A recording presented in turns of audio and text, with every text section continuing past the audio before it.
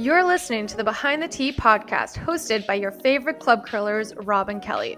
The show where we share our thoughts on what's happening in the curling world with the internet. But let's be real, we end up talking about football half the time anyways. All right, we're back. Apologies for my croaky voice today. Apparently now when I go out and drink 1 pint of beer, that puts me over the edge. I am a disaster the next morning. We've been living under curfew for, it feels like 2 years. I know it's only been about a month, right? But it's weird we're so used to this normally, and now... Like putting a pair of pants on to actually go out to a bar to watch the Super Bowl and eat food and drink and come home at a reasonable hour, and I'm still dead. I don't know if it's a combination of that or I'm just getting really old. Just think about it's going to be like, Kelly, when we resume curling this week. Oh dear, yeah. Yeah. The good news is that for whatever reason, you can go to a pub, but the bar at the curling club cannot open until March. So different rules, right? Yeah, well, I mean, the bar I went to was a restaurant technically. So Okay, as long, right. like bars are still closed, but as long as it's a restaurant, then they can open. But no, it was a lot of fun. Unfortunately, the Bengals did not win. They were so close, and I was so sad. I know it was a tough game to watch, and well, pretty much everybody I know was cheering for Cincinnati. Oh, at the bar, like it was, I mean, packed as much as it could have been. And I think there were like 2 people cheering for LA. Everyone else was for the Bengals. I know, and I had a hard time with it too, because honestly, I just wanted a good game, and we got that. It was a pretty good game. Actually, you know what? It was really boring compared to some of the other games. It was a good game, and yet the other games were so crazy. I was just like, what? No overtime? Yeah. I was like, wait, the Bengals have a minute and a half to score a touchdown. They can, or like a field goal. Like they could do that, right? And then unfortunately. When LA took the lead, I was like, okay, well, Cincinnati is definitely going to take the lead back. It's just how much time will they give it back? Will they leave for LA and then, wait, they didn't get that first down? The game's over? What the heck? So had they gotten that first down, they probably could have won. They were in decent field position. It could have they would have had a chance to tie the game. Their kicker is really good. But I guess we should say, like, we are all what I'm going to call bandwagon Bengals. Yep. I think that a couple of months will go by and you and I will forget, oh yeah, what was that team in the Super Bowl again? But I felt really bad because one of my colleagues at work is a humongous Cincinnati Bengals fan. I've known her for 5 years, and she's been a Bengals fan from day one. The important question here is, why? I'm not quite sure. Is she from Cincinnati? No, she's from Montreal. Okay. But I think the way it works is you adopt an NFL team. Some people do. Like you've sort of adopted a team, but you're not passionate about it, right? Like I've seen you with the Packers and with the Patriots. But... Okay, no. The Patriots are my team, but I have like side teams that I'll cheer for when the Patriots aren't playing. They're still my team. But you're not like watching every game, painting your face no. kind of fan. Like No. I don't think my colleague is either. But she's really into the Cincinnati Bengals, and that's something that'll test your patience, because the Bengals have been a very, very mediocre at best team for pretty much the last 30 years. So to see her team actually make it to the Super Bowl, we were also excited. And I ran into her today, and it was a tough day for everybody down at the office. But what can you do? It's fun when you're not that invested, but when you're really, really into a team, and for them to get so close. The way I tried to console her, and I mean, I know this wasn't going to work, was that, hey, Joe Burrow is really, really young. And if he doesn't get sacked 8 times, maybe maybe he has a really good game. I mean, he had a good game to begin with, but like maybe if he actually had time to throw the ball, right, they could have put up more points. So I think the future is bright for Cincinnati. One thing that this playoff season has taught me is that Joe Burrow is pretty cool, and I think he'll definitely be on my watch of like QBs, because you know Aaron Rodgers is out the window now. Tom Brady retired. Oh yeah. All the other like OG guys are all done. I remind you people, we are a curling podcast. You wouldn't know. But before we get to anything curling, you and I never acknowledged the news on the podcast that Tom Brady retired. Did we not? Did we just talk about this?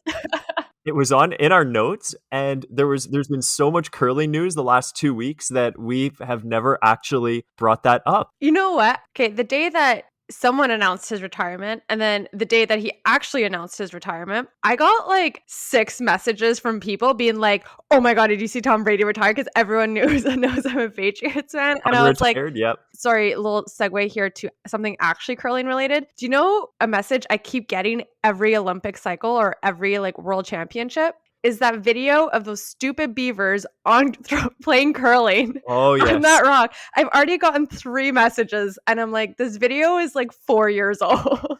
I know, I've been getting that too. And they're like, have you seen this? This is so funny. And I'm like, yes, yes, I have seen it. It's I know. hilarious, We have to just nod and smile, right? Like there's nothing else right? you can do. Yeah, so actually, so while we're talking about Tom Brady and his retirement, some page I didn't care much because for me, Tom Brady retired once he left the Patriots. His time at the Buccaneers means nothing to me. But some more diehard Patriot fans were actually a little offended that he didn't really acknowledge the Patriots in his retirement message. Yeah, I get that. It was a little bit like, "Oh, the Buccaneers, you're great, blah, blah, blah." And it's like, dude, you spent 2 years with them. Okay, you won 1 Super Bowl, but your career, your legacy was built with the Patriots. Yeah. So it felt a little bit of a snub. And I get it. He did his whole departure with the Patriots, but like this was a departure of your career. And this is why I'm annoyed that he went to the Buccaneers for an extra 2 years. It's like you'll be remembered as a Buccaneer now when 90% of your career was done with the Patriots. We're only feeling that because it happened a couple of weeks ago. That's No one true. is going to even remember his days in Tampa Bay when we They look better back on it. not. Oh, of course not. No, like Tampa Bay fans will, and they'll try to brag that, oh, this is the only place that he played. But there's no way. Everybody will always associate him with the Patriots. My thing was, I was actually, because I'm not a huge fan of either team. I don't really care, and I used to cheer against the Patriots Because many everyone years did. ago. I know, yeah. But then something crossed over in me and I just like kind of stood back in awe and I was like, you know what? He's amazing. I'm going to enjoy this. And the thing that I'm actually kind of sad about is that he's been that fixture in the league for over 20 years of being really, really, really good. And the interesting thing is he could still come back next year and whoop everybody. Mhm. Like he is still as good as ever. It's just, I think the real reason he's stepping away is that he doesn't want to have a mediocre season. Like the Yeah. fear of having a mediocre season is going to be a lot for him. And also, I do respect this is that at the end of his career, he doesn't want to spend time on a not so great team or a team that's rebuilding. Like if he has an incredible offer to go quarterback a really, really, really good team that all they're missing is just the guy to throw the ball, I think he would have left Tampa and would have gone wherever that is. Yeah, no, I agree. And I think it's okay too to like retire at your peak or like not necessarily your peak, but before you really, no one, especially anyone like Tom Brady wants to retire on their last season when they go like 3-10 or something, like Exactly. Yeah. Like you don't want to fade away. exactly. It's better to cut it short before it degrades. So I agree. I just, as a fan of watching how good he is, I'm going to miss it. I was Mhm. kind of disappointed because I know that he could still come back and own everybody. Yeah, well, I think Tom Brady retired this year. Drew Brees retired last year. Aaron Rodgers, is he going to retire next year? I don't know. I can't decide whether I want that, by the way, because I've been so annoyed with everything about him. It's like, I just want him to go away somewhere. But I feel like now we're closing a chapter in the era of quarterback football players. And now with like Joe Burr, sorry, keep calling Joe Burrow and It was really cold yesterday. did you see my Instagram story? I was like pretty proud of that one. I laughed at that. But you know what, Joe Burrow, Patrick Mahomes, Trevor Lawrence, if he ever leaves the Jaguars, like Oh, no. we're getting like a new wave of quarterbacks. I know, and it'll be good. Yeah.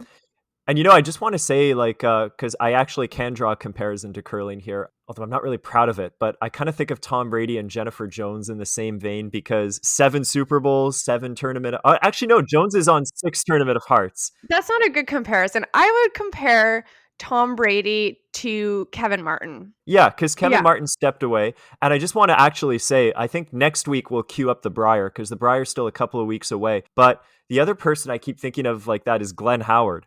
Because Right. Glenn has no intention of retiring, it would appear. And the great thing about that in curling is that you're not taking anybody's job. So Mhm. if you're still willing to play down, I And you're say winning. go for it. Yeah. And guess who won Ontario, Kels? Glenn Howard. Sort of. Apparently, he didn't play, like his knee was shot, but his son took over. Yeah, I saw this too. What did Wayne Maddaw sub in? No, it was Adam Spencer. Wayne Maddaw is actually, hey, we're finally getting into the Olympics. Wayne Maddaw is coaching Team Hasselberg in Beijing. Oh, right, right, right. But yeah, we'll talk about, I guess, who won each province next week. But yesterday they upset John Epping. Oh, So they're a good team. Yeah, they are, and hopefully Glenn will play at the Briar, and this will be his 48th Briar, I'm pretty sure, or something like that. But you know what? Why stop? If you're enjoying this, you don't take the job away from anybody. So I that's say true. go for it. Yeah. No, it's true. I just from a fan's perspective, I'm just a little tired of seeing Glenn Howard.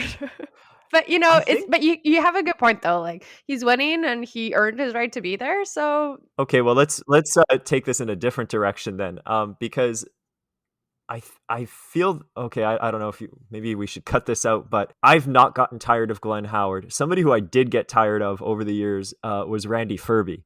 Um, I felt he clinged on to things for way too long, and especially because the first time he burst out on, well, not the first time, but like when he won his Briar with the foursome that he had of like Nedahin, Rock, and Pfeiffer.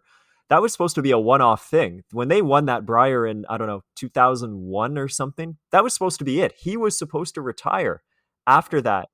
And then he stayed around for another seemingly 15 years or so. And granted, most of them he was just that good. There was no reason to retire.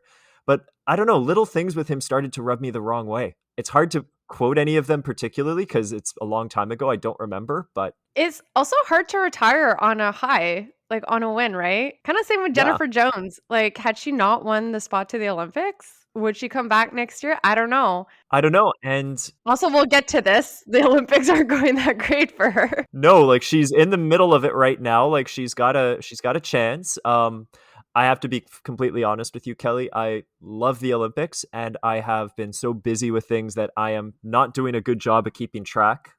Okay, hey, this is a common problem with curling.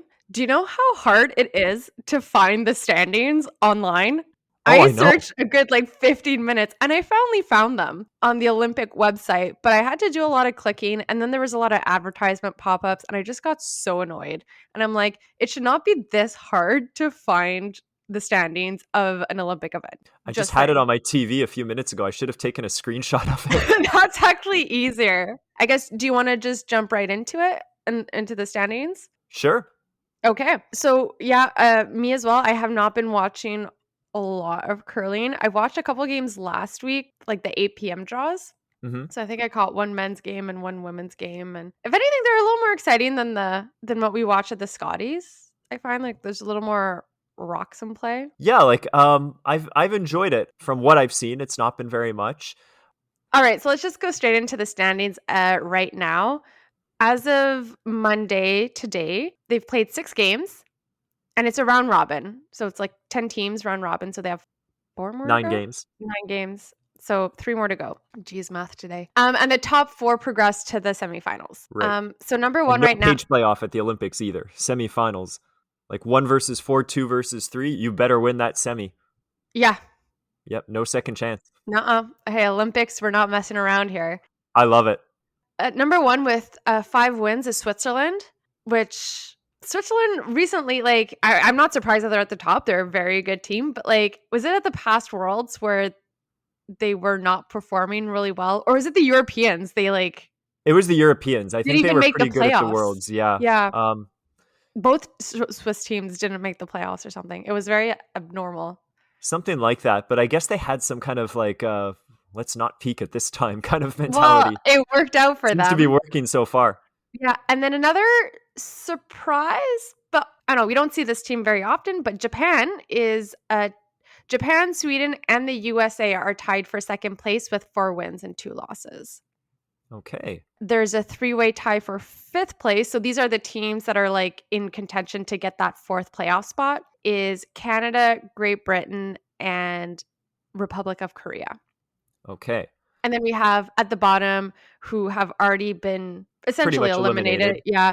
The People's Republic of China, Denmark, and the Russian Olympic Committee. Now that to me is the shocker that Russia is this bad. Yes and no. Again, Russia's one of those teams that, like, some years they just surprise us and they make it to the playoffs, and some years they just Oh, but to don't. be winless, like, are they still winless? Yeah, they're 0 and I didn't 6. think it'd be that bad. But you know what? Like one of the things I like about the Olympics is the world championships that we normally have what, like 16 teams or something like that. It's got a lot of teams and The it's not Worlds? that number. Yeah, the worlds. They've expanded in recent years. Like and I think they added even more last year because of COVID or something. I don't know. Last year is such a blur. But they definitely have more than 10. They have and I think they have more than 12 as well. They I think it's 13 or 14, whatever. It's a lot of teams. You're going to get a couple of teams in there that maybe are not quite performing at that level. You're going to get some teams that you know are going to be non-contenders. Whereas here at the Olympics, the field is a lot more concentrated, and Mhm. you are going to get a country that you normally associate with greatness finishing near the bottom. 4 years ago, it was Team Canada, at least on the women's side. Somebody had to miss the playoffs, and that time around, it was Canada. This time, it could be, I don't know, Great Britain, maybe. Yeah, and I mean, we see here ROC, they're 0 and 6, but I've also haven't been following the games at all. Like, some of these losses could have been it came down to the last shot or something like that, you know? It wasn't necessarily blowaways. Yeah, I don't know. Maybe it's their jackets. Okay, can you hold that comment for when we get there? Yes, stay with us. We've got jacket comments coming up. ROC is going to be one of them. Yeah, but no, you make a good point. I mean, I think Canada, like the days of Canada just automatically getting a medal are gone, and I don't think they're going to come back anytime soon. The rest of the world has caught up to Canada, essentially, is what I'm saying. If not surpassed us. I mean, Yeah. we had a big talk about that last week when we were talking about the mixed doubles and how the vibe that we both got is that it's a bit of an afterthought in Canada, and a bit might be a little bit of an understatement. But then I was thinking, like, you know what, Kelly, we should just do whatever Italy does. Like the way they rolled through the mixed doubles thing is Right. unprecedented, and they made it look easy. And I think it's pretty similar for the regular curling too. We can learn a few things by looking at what other countries do. I don't want to adopt some of the things they do. Like I hate how Sweden declares their team and that's the only team that exists, even though there's other people that curl there. That I hate, and I hope we never go down that road. But just in terms of other aspects of the game, I think it's time for us to maybe, I don't know, get off our high horse and look at what other countries are doing. Oh, they're coming to Canada to compete. No, but okay. Also, in your comment of last week, when you're like, are the teams competing too much? Like they should take a step back and not be at their full time jobs. The rest of the world, these are their full time jobs. Like they're hired by the country to be curlers. So I suppose, and maybe it works out better for them. I guess it's the caught in the middle between the curlers in Canada. Even though, I mean, do they really have jobs? Not really, I call it they have a side gig. but I still think it takes a toll on them. I remember reading, I won't mention the curler in particular here, but I remember reading a blog by a curler more at our level who ran into one of these elite curlers in the airport and commented that they looked exhausted, Oh yeah. that they were just running around with a stroller in one hand, a curling, like a broom bag in the other hand, running to catch a flight. And it's just this constant being in an airport Mhm. mentality that has to, I think, take its toll at some point. There's definitely you have to find the right balance, but having a job and curling at the same time is not balance. Now, speaking of balance, we're all over the map today here, but I got a question for you because you sent me something very interesting. Ben Hebert had some choice words for how people approach the Olympics and mixed doubles. So this was on another podcast. Ben, you're still always welcome on ours. But what was he? It was about, in his opinion, and he was pretty harsh. Like you should not go for both the mixed doubles and the regular play, which of course in Canada you cannot. But he was saying other countries are foolish to allow that. Mhm. I kind of agree with him, to be honest. I think the one thing that resonated with me though is he said if Kui's team had won the right to go to the Olympics and that John was also going to play the mixed doubles, they would have been okay with that. And to be honest, if I were Hebert, I would also be not okay with having one of my players play the mixed doubles. Not just in the sense that like they might be a little more exhausted at the start of the traditional like four-man game, but you just lost a week right before the biggest competition of your life without your full team. they arrive to Beijing ahead of time. You have like, they're in the Olympic bubble, if you will, like Yeah. mindset, but you don't have your full team. And another good point that he said is, again, this is all like, it could go either way because life happens. You don't know what the outcome is going to be. But and I think this happened with Bruce Mouat. Let's say you have a devastating loss for the gold medal, or you just miss out to make the playoffs, and mentally that's going to take a toll on you. And now you have to, like, within the span of a day, now go play with your team and kind of restart. Yeah, they're professional athletes in the sense, and they train for this, but at the end of the day, you're also human, and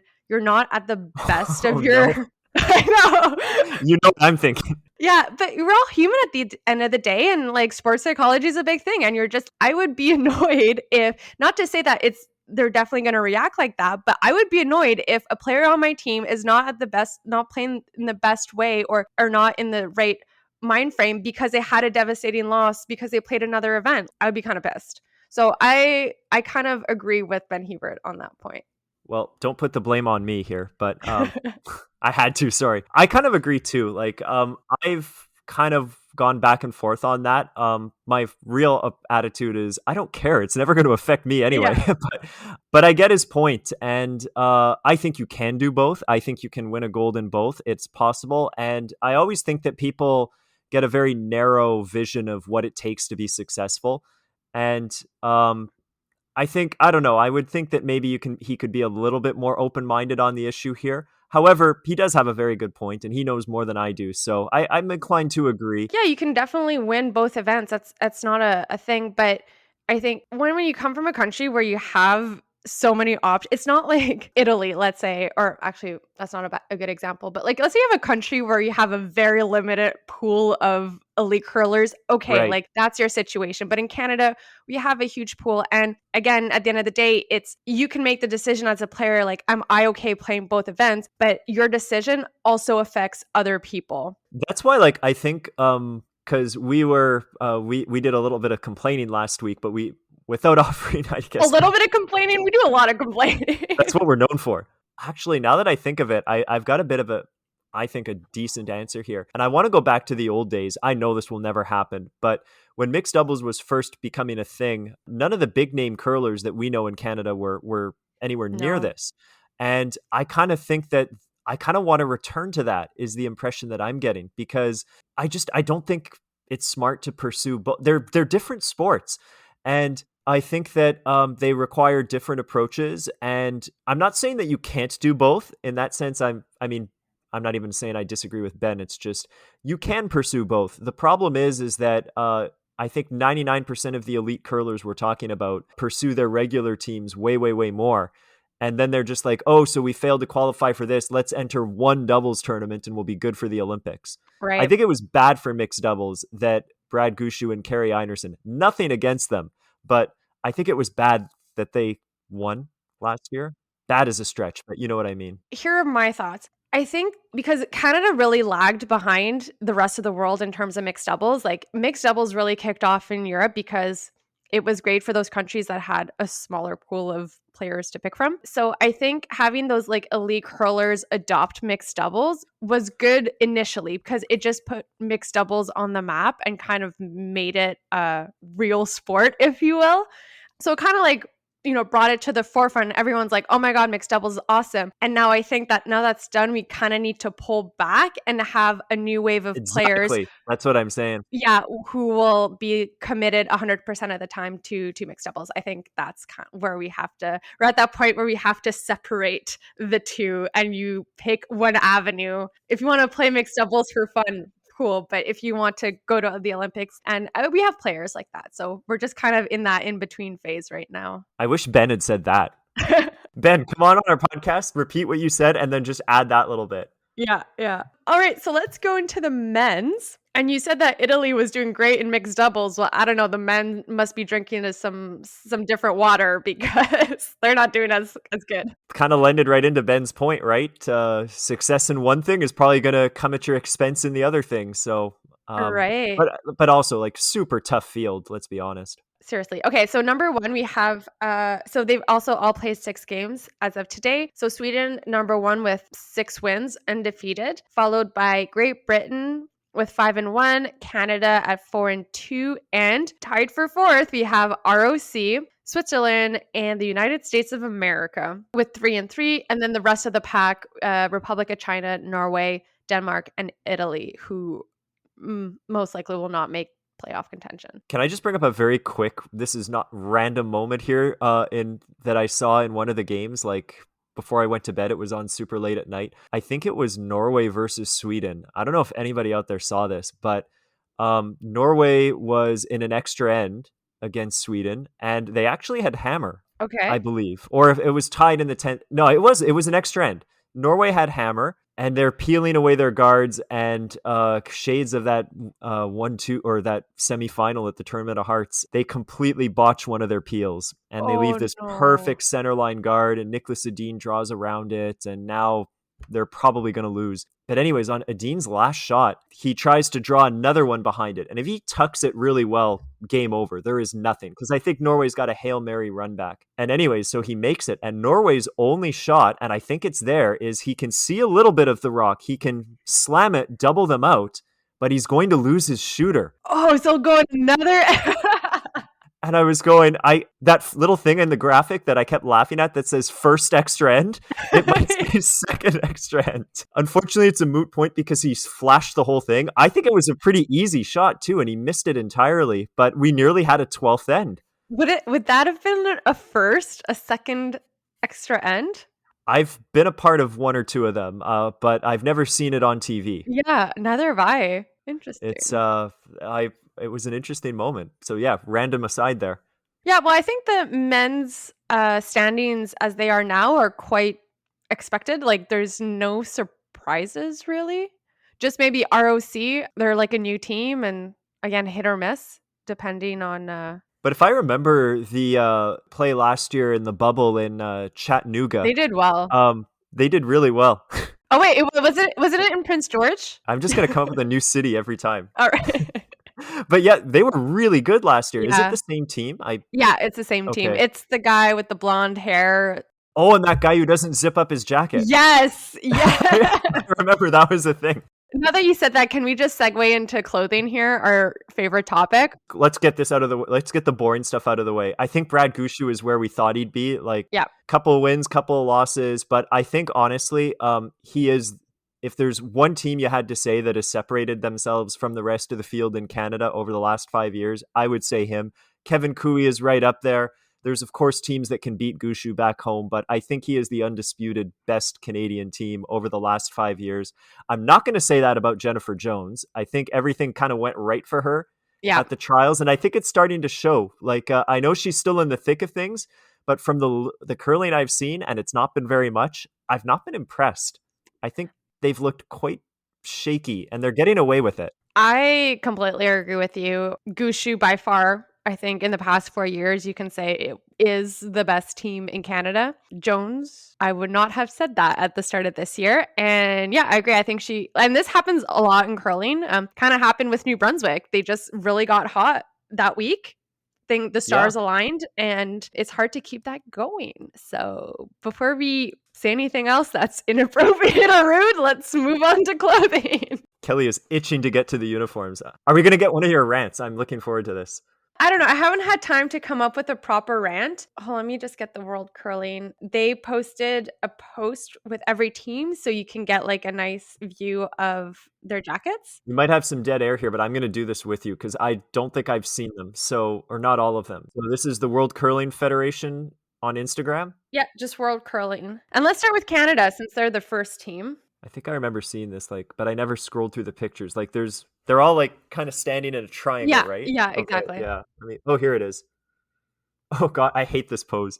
So Canada, obviously Dynasty was involved, and the same problem we have every year, and my same critique every year is that there's just too many design elements that do not go well together. It's just a clash of, hey, let's see what kind of things we can add and wear, and then that's it. I agree. Part of me likes this because it's honoring Indigenous heritage, and that part I'm fully in support of. But I agree with you. It's like other jackets we've complained of. It's very disjointed, and The part that I hate the most, Kelly, is the maple leaf on their upper arm. Like, just below the shoulder, and it's cut off. That's it. Yeah, it's cut off, and also it's horribly stretched. It's like a maple leaf you could wrap a square around, and imagine stretching a picture vertically Uh-huh. and then lopping off the top of it. And then right next to it, have you noticed the ninja slashes on the shoulder? So they move from across the chest to on each shoulder. And then we have the chevron arrows. Which that I'm not sure about. I am sure. I'm not big on that. Alone, fine. But then you have these like more red slashes going up the torso. Then you have these faded trees along the bottom torso. And then on the arm, you have a bunch of Native American art design, which every piece in itself is not bad, but all together just look disjointed, like you It said. is. It's too much. And I think really my big thing is that the maple leaf on the shoulder Yeah. is just horribly awkward. And one more comment, because one thing about the Olympics is that everybody's got two jackets. They've got a colored, or in Canada, there's actually three. They've got a red, a black, and a white. They wear the white when they throw yellow rocks. And most of the games I've seen with Canada have involved them wearing the white jackets. And those are even worse because those maple leafs, at least my first thought was, I can't see them as well. They're gray.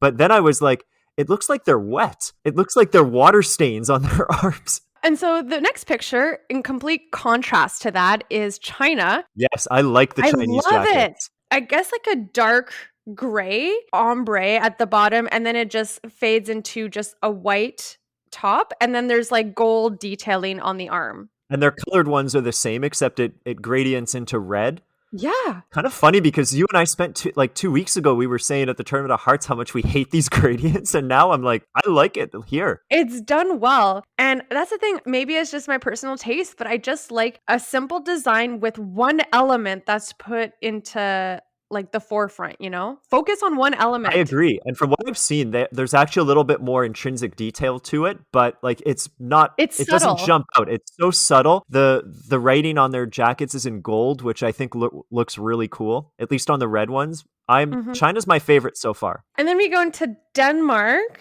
Again, Denmark's pretty basic. No complaints. Maybe it's just a little too basic. Not bad though. It's not bad. I don't hate it. Same. Okay, Great Britain. This I love as Oh, well. It's and maybe it's just like representative of like the countries itself, but like you know the Brits are very tame people and proper, and that's what it okay. is. It's just you know they have it's one plain color. The one thing I don't like is that I don't know if you noticed, but they don't actually have a jacket. It's like what do you call it? Like it's like actually a long sleeve shirt and Pullover thing, yeah. a pullover, which I don't like.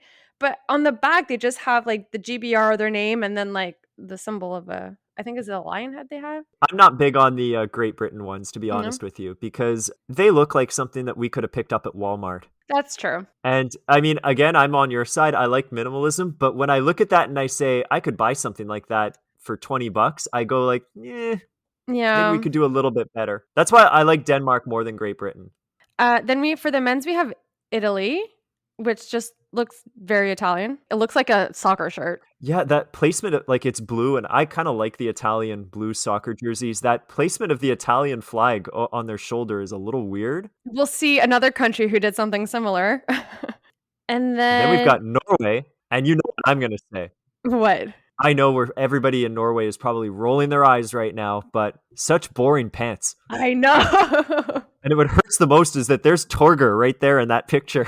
I know, I just see Torger in regular pants is just, but their outfits look quite like the Great Britain ones. They're pretty plain. yeah. Maybe they were expecting them to wear crazy pants, so they didn't want to go all out on the shirts, you know? That's it, yeah. And so if you go down to the women's, another country, like, see, this is also one thing. It's minimalist, but there's like a pop of an element is South Korea, where they kind of had the red and the blue just go across the chest, and the rest of the shirt is just white. Yeah, I I like kind that. of like it. And then we've got ROC, is that right? Yeah. Okay. Do you know what this makes me think of? They want to be Transformers. Like, I feel like they're about to like morph into like a big Transformer thing. I don't know what they're called, but It's hard for me to describe because they've got their arms folded across their chest here, but they've got this weird. it's very futuristic, spacey looking, don't you I find? know. I'm having the hardest time describing it. I think that I'm not going to be able to do better than that. The Transformers thing. It's really awkward. Yeah. I like the colors. I think it's interesting, but it's really, really, it's too weird. It doesn't look like a traditional sports jacket. Maybe it's part of the punishment of having your country be banned from the Olympics that you have to wear this ridiculous uniform. We're gonna test all Maybe. the new weird techniques on you. I think it looks worse in white as well. It's like a jacket a five-year-old kid would wear, And then we've got, like, Sweden, right? which I actually like. It's okay. Yeah, Sweden, I've been saying for a while, has really mailed it in on the uniform front. Yeah. They too look like they went to Walmart for their uniforms, and here it's a little bit better. It still, in my opinion, is a bit too minimalist, but it's an improvement. I don't know. I like it. I like the color selection. Like they really went with the navy blue and the yellow. And Sweden's always been pretty minimalistic, I guess. I mean, they still have the three crowns on the back, which I love. I think they did away with that, though, on the ones that they really like, at the Worlds last year, I was so unimpressed. I think Oh even those yeah. were gone. Yeah, it was Yeah. awful. No, they need to keep the three crowns. But no, I like it. I would wear this. I would be happy to wear this at the Yeah. Olympics. Transformer jerseys, no.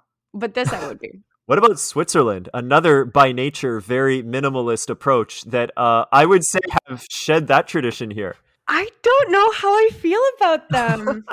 So, okay, one big thing that they have is, well, obviously the Swiss cross, right? So they kind of have that all sprinkled over their sleeve, which I actually think is nice. I do like that. Yeah. And I also like the thing that they have going on at the bottom, but like with Canada, I don't know if I like the two of them together. I'm having a hard time. I like it just because I'm so used to them having the same exact thing. This is a pretty big departure. So I like it, but the more I think about it, I'm like, yeah, maybe not. I would still rather wear this over Team Canada's clothes. Yeah, I agree with you there. I'm not big on the Canada one. I think what would have looked better is keep the sleeves as they are with all the crosses, but the bottom I would have just maybe done like because right now they have like the zigzags of the red on the white. I probably would have done away with that and just have it like white and then the red Yeah. at the top, or just all red.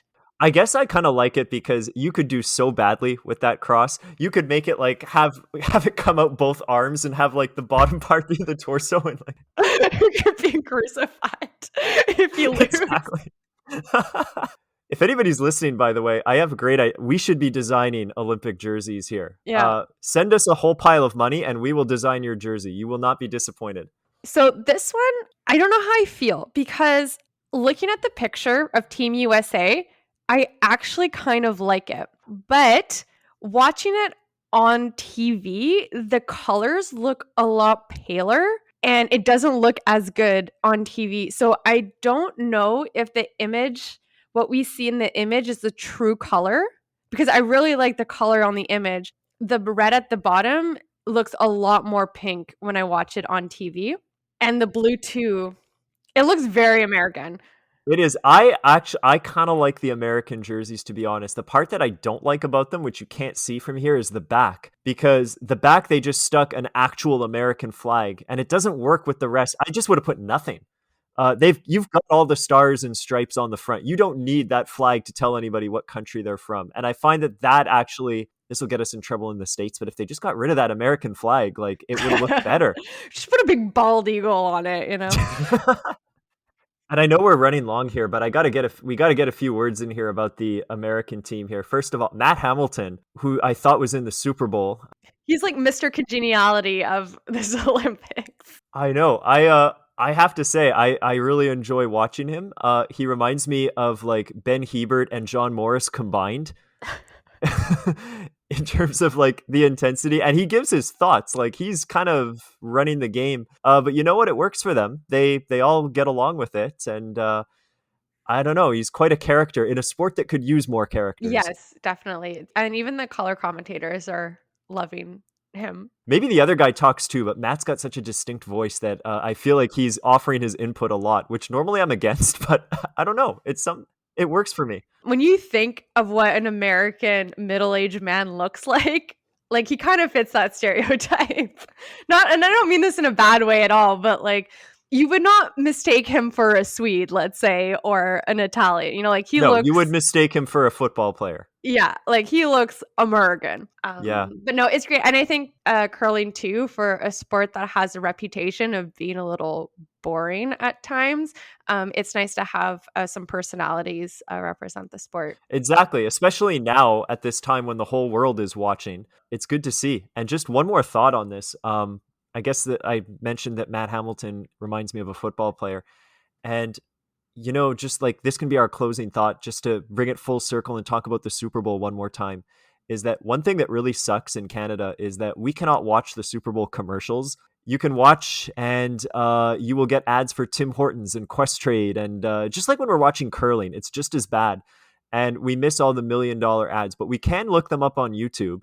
And so I spent a bit of time today looking some of them up, and just very quickly, a couple of comments. I think there were like 8 of them that involved some kind of crypto thing.